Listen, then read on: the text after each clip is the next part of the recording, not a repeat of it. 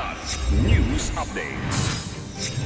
Mga balita ngayon, 3 China Navy warships na mataang naglalayag sa Sulu Sea. Si Kyo na laging late sa duty, binaril ng karelyebong gwardya. 4,000 metric tons ng bigas ibinigay ng South Korea sa Pilipinas. Ako po si Cesar Soriano para ihatid ang nangungunang mga balita sa buong kapuluan. Ngayon, Minomonitor ng Western Mindanao Command o WestMINCOM ang presensya ng 3 Chinese Navy ships sa bisinidad ng Sulu Sea. Sa isang statement, sinabi ng WestMINCOM noong February 2 nang pumasok sa West Philippine Sea o WPS ang 3 People's Liberation Army Navy vessels ng China na binagtas ang Mindoro Strait patungong Sulu Sea.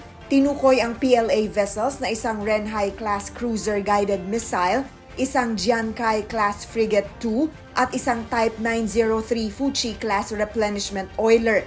Giit ng WestMINCOM, bagamat pinapayagan ang pagdaan ng foreign vessels sa nasabing dagat, hindi nagkaroon ng prior diplomatic coordination ang mga nasabing barko at gumagalaw ng unusually slow speed.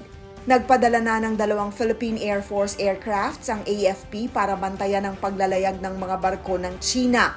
Dinispatch na rin ang Philippine Navy vessels para i-challenge at buntutan ang Chinese vessels.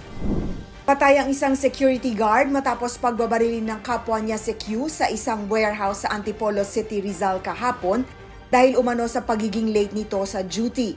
Ayon kay Antipolo City Police Chief Lieutenant Colonel Ryan Mangondo, ang biktima ang karelyebo ng suspect sa trabaho na inirereklamo sa halos araw-araw na pagiging late nito sa kanyang duty. Gayunpaman nang sumuko ang suspect sa pulisya, sinabi nitong hindi lang iyon ang nagtulak sa kanya para barilin ang kapwa gwardya. Nakatanggap din umano siya ng pagbabanta at sa kanyang pamilya. Nakumpiska sa suspect ang handgun na ginamit sa krimen. Sinampahan ng kasong homicide ang suspect ngunit pinag-iisipan ng otoridad na itaas ito sa kasong murder. Nag-donate ang South Korea ng 4,000 metric tons ng bigas sa Pilipinas bilang parte ng ASEAN Plus 3 Emergency Rice Reserve o APTER Tier 3 program.